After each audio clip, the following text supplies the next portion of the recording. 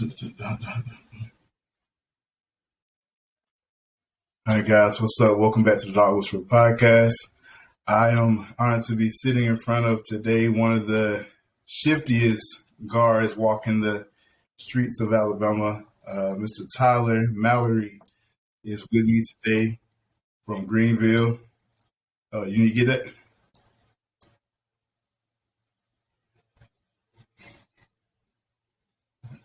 He had to knock on the door.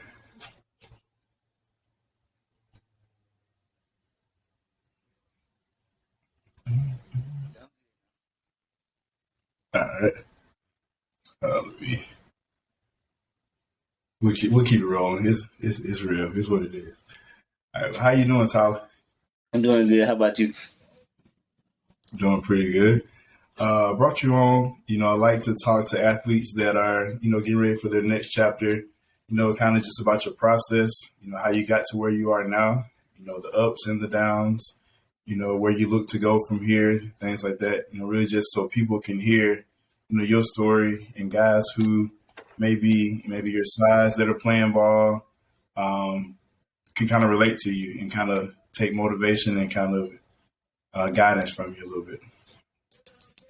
So start off by just telling us, when did you fall in love with the game? How old were you? I was 7 years old. 7? Yeah.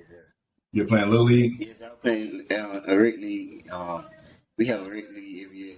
I had started playing. Okay. Who was your coach? Jerome Harris was my first coach. He passed away, but he raised a lot of different players around this area. Okay. So when did you know that basketball was something that you wanted to really take serious and go to the next level with? It was about 6 years ago. It was 6 years ago today. My stepdad passed, and instead of staying at home and grieving, I went to a basketball camp that I had paid for, and I forgot all about it until I finished. So I knew that it was something that I could do to get me away from all the bad stuff that happened. Yeah. Okay.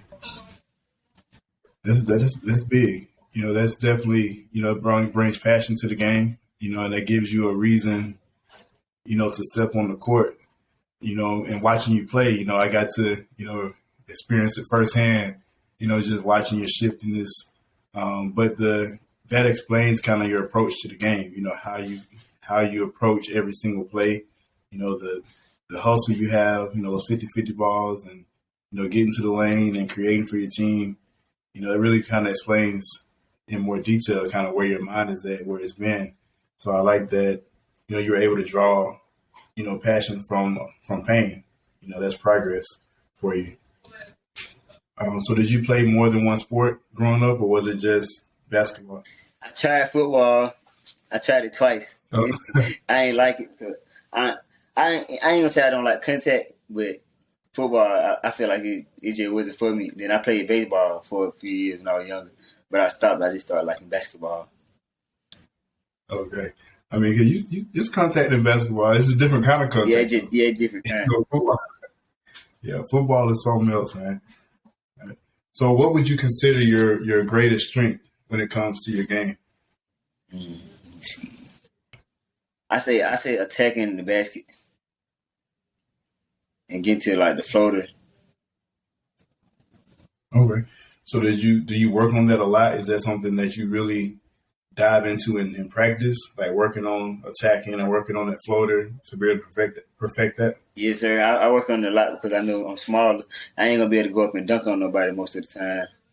So I just gotta work on the float. I gotta have a nice touch if I want to be able to go play on the next level.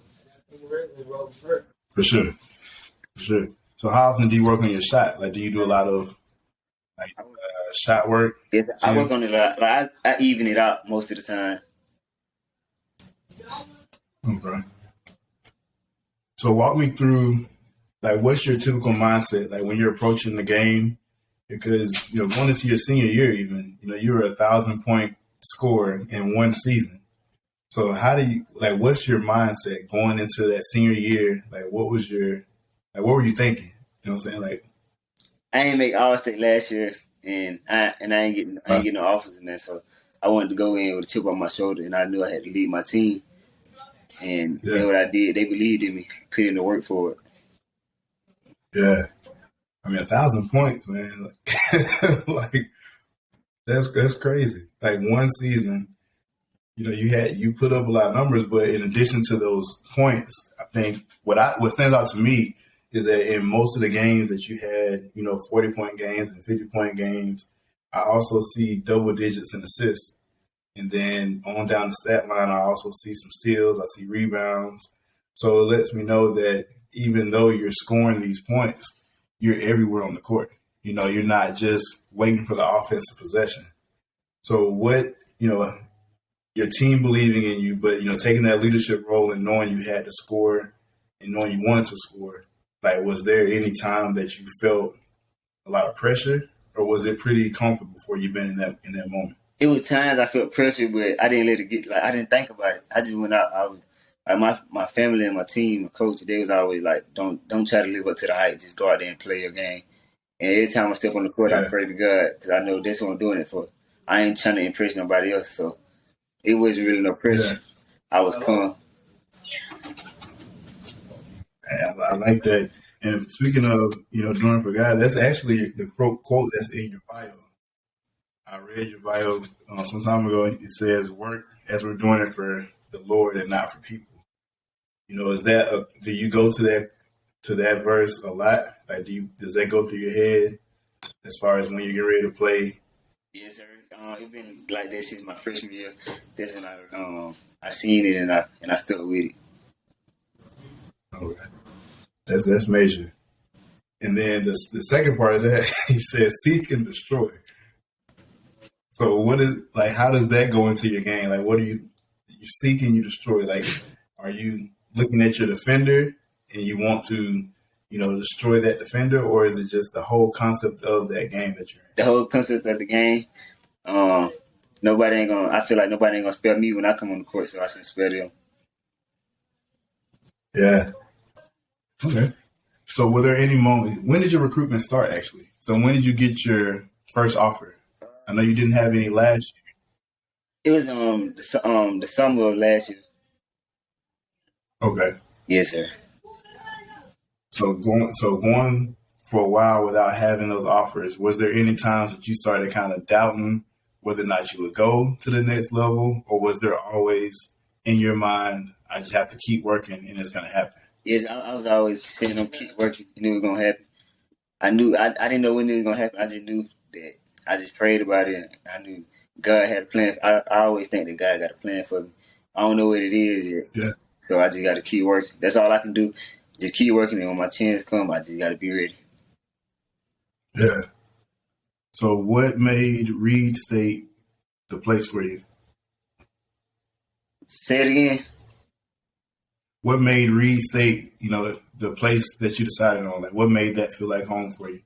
They I felt like they wanted me the most. They showed me consistency, and I knew the coach. He played at the University of Alabama, and if I play good Right. enough, I know he should have. I know he had connections to get me to a bigger school, and that's what I need.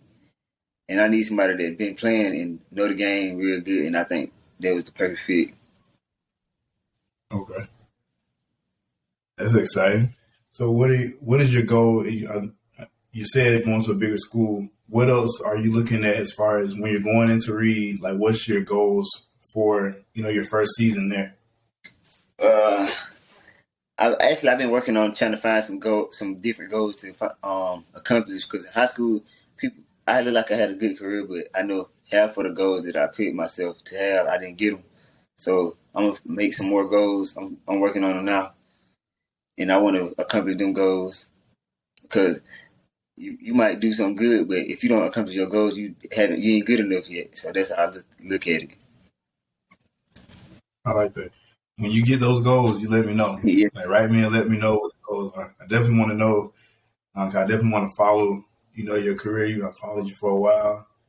Um, I definitely was looking to see, like, kind of where your offers are going to come from. 'Cause I believe early on that you should have had offers. And that's why, I always write you asking, like, how's it going? Are you getting offers? Who's looking at you? Just kind of seeing, how it's going because you've been a dynamic player for a long time. And I think this senior year, a lot of people are starting to take notice of that because of the numbers.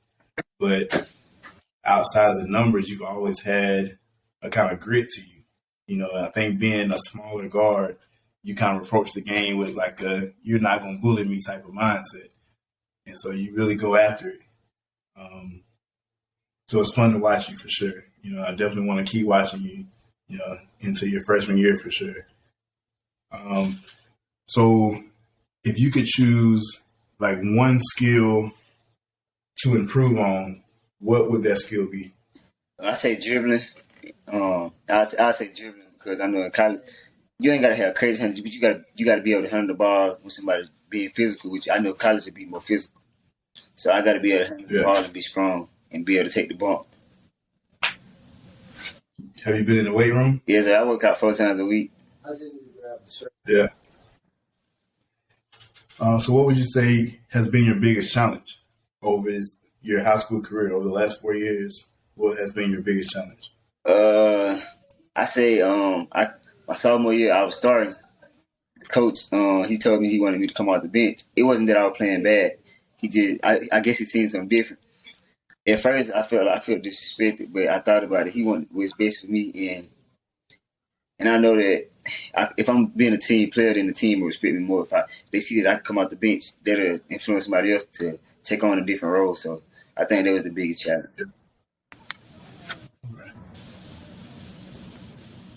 So during your high school career, have you had any criticism? Like, have people kind of came at you about your game, about all the points you score, or your skill set? Have you faced any criticism about any of that? Yes, sir. I picked up my defense tremendously through the all season. That was one thing I really Yeah, people don't notice it because I scored so many points, but I got way better on defense because I didn't used to take charges and stuff like that. But I told myself I got to start doing something. I'm smaller, so I got to do something that somebody else ain't doing. That's why I yeah, ended up with so many steals, and I led the team in charges. But people don't know that neither. yeah. I know it. It's not. Trust me, they know. You know what I'm saying? If you do your research, you definitely see all of the stat sheet. I think the points are just an easy stopping point. You know what I'm saying? You see the points and you put a player in a box based off of that. You say he's a scorer, he's an offensive player because of how many points you're able to score. But the stat sheet is definitely full. Like you have, you're marking every single box. So you're going to be easy to coach. At the next level if you keep playing that way. So how did you really handle that criticism, knowing that you've kind of been put into this box of being a offensive player, like you said, you worked on your defense. But what was your mindset as far as like handling all of that criticism, or people saying stuff like that about you? I just told my coach that I wanted to get better at defense, and he gave me different drills to do. And I knew, like, I worked on them by myself. I go to the gym. Instead of just working on offense, I do defensive drills, stuff like that, and that helped.